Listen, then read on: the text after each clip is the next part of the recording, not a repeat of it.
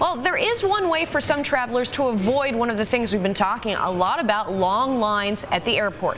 You can fly by private jet instead. Joining us now to discuss the private airline industry is Mike Silvestro. He's CEO of the fractional jet ownership company Flight Options, number 2 to NetJet, which is owned by Berkshire Hathaway, of course. Hi, Mike. Welcome. Thanks for coming in. Thanks for having me. You know, there's been so much talk this holiday season about scanners and security lines, and it's going to be so crowded at the airports. Right. But of course, if you're a fractional jet investor, yes, you don't have to worry about that stuff. How does the process work for somebody who's going to get onto one of your planes? Well, the best thing about flying in a private aviation world is really all about convenience and safety and security, because we're really not a scheduled airline. We go when our customers want to go. So if someone wants to leave at 3 o'clock, 3:30, we're accommodating to them.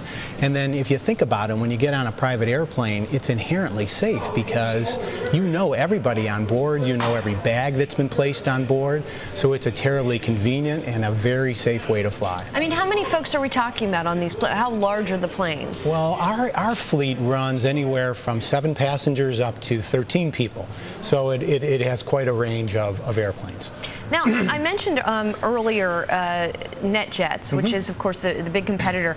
That company recently talked about some new financing options for clients. You all said you were going to be offering that as well. We will. Can you give us any more details on that at this time? Well, at this point, what we're going to do is in the first quarter of 2011, we're going to have a financing option on our new Phenom 300s from Embraer, which will make the airplane that much more affordable for folks who want financing.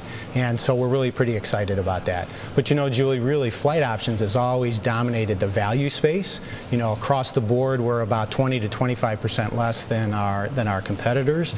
And my customers tell me all the time that they really enjoy us because of our flexibility.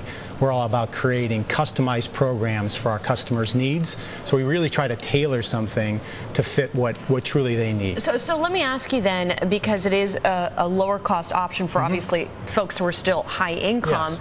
How have you all fared over the last year, and have you seen an improvement in business? We have. We're up about 16, 17% on the year. My holiday bookings year over year are up almost 20%. So I think a lot of it has to do with some of the initiatives that we've created at Flight Options. And I think generally people feel a little bit better about things. So really the prospects are looking very, very good for us. And I know you all are a private company. Is there anything you can tell me? Do you all operate at a loss? Did you have a profit for this year? Well, we are a private company, but I would tell you that in 2009 we were one of the very few aviation companies to make money, and not just operational profitability, but net income. And we will be profitable again this year. Let's look ahead to the holiday season. Sure. What are you expecting in terms of traffic, both for you and what can you extrapolate about the airline business as a whole? Well, the traffic for us, this is the second busiest travel day of the year as well for us. The first is Sunday, when everybody wants to come home from the Thanksgiving holiday. But I think with us being up significantly, our holiday bookings being up, I think that's a great indication that people are feeling better about things, and it could be just an early indication about business in general. So I'm just curious, I mean, sort of the logistics of how it works with you guys. When you have a certain number of jets and people are fractional owners, so it's sort of like a timeshare. It is. I mean, people must have to get in their requests for these busy travel days way ahead of time. Do you have a lot of unhappy customers who weren't able to get in? Actually, that's not part of the program. Really, we're on call 24 hours a day, 7 days a week, and we'll pick you up anywhere in the continental United States within 12 hours. But what if you don't have the planes? I mean, a very small amount of time, about 1.5% to 2% of the time, we'll go out to our preferred charter network and be able to accommodate a trip. But for the lion's share of the time, you're on one of our airplanes, which is what people buy in on. They, you know, in a very we're one of the very few people that operate on a national basis. So we're a fleet operator, our pilots, our crews, we have our own maintenance infrastructure. That's one of the unique things that sets Flight Options apart. Now, one of the things Adam was talking about on his sort of balancing beam, if you will, was on the downside, fuel costs have risen. How has that affected your margins? It hasn't at all.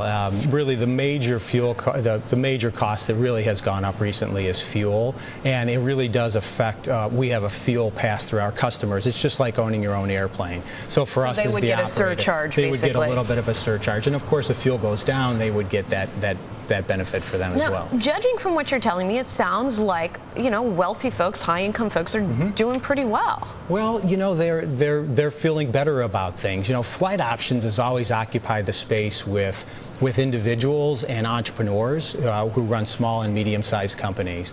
And I think what's made us unique is that those people spend their own money. So they make those kinds of decisions. They evaluate what the options are, and we have a disproportionate number of those types of customers. But recently, what's interesting is we have found bigger corporations who are interested in our value proposition, because in today's saving money for them, right? Okay. In a post-recession environment, everybody's looking to get the best possible transactions. All right, Mike Silvestro, CEO of Flight Options, thanks so much for coming in to talk to us. Appreciate it. Thank you very much.